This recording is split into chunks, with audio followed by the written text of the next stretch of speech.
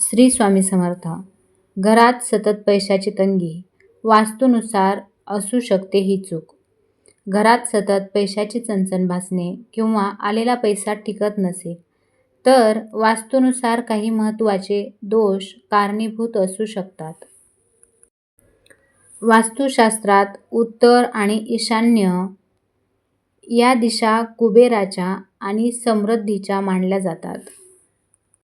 जर तुमच्याकडेही पैशाची तंगी असेल, तर खालील चुका तपासून पहा आणि त्या त्वरित सुधारा. ईशान्य कोपऱ्यात जड वस्तू. ईशान्य दिशा देवघर नेहमी हलकी आणि स्वच्छ असावी. जर या कोपऱ्यात जड सामान, कचरा किंवा अडगळ असेल, तर घराची आर्थिक प्रगती थांबते. हा कोपरा मोकळा ठेवावा. येथे पाण्याचा कलश किंवा कारंजे ठेवणे शुभ मानले जाते.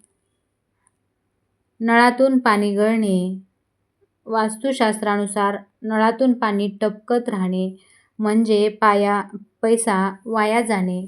जर तुमच्या किचन किंवा बाथरूममधील नळ खराब असतील, तर ते त्वरित दुरुस्त करा. यामुळे विनाकारण खर्च वाढतो. तिजोरी किंवा कपाट चुकीच्या दिशेला ठेवणे. तुमची तिजोरी किंवा पैशाचे कपाट अशा ठिकाणी ठेवा की त्यांचे तोंड उघडल्यावर ते उत्तर दिशेला उडेल. उत्तर ही कुबेराची दिशा आहे. तिजोरी कधीही दक्षिण दिशेला उघडणारी नसावी. यामुळे पैसा टिकत नाही. घराचा मुख्य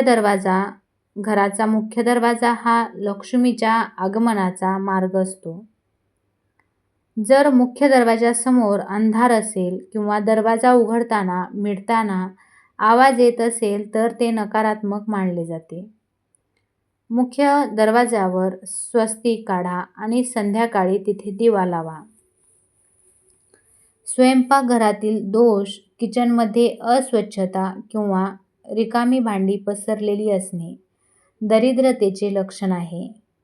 रात्रीची उष्टी भांडी तशीच ठेवल्याने नकारात्मक ऊर्जा वाढते. रात्री झोपण्यापूर्वी किचन कट्टा आणि भांडी घासून स्वच्छ ठेवावीत. तुटलेली भांडी.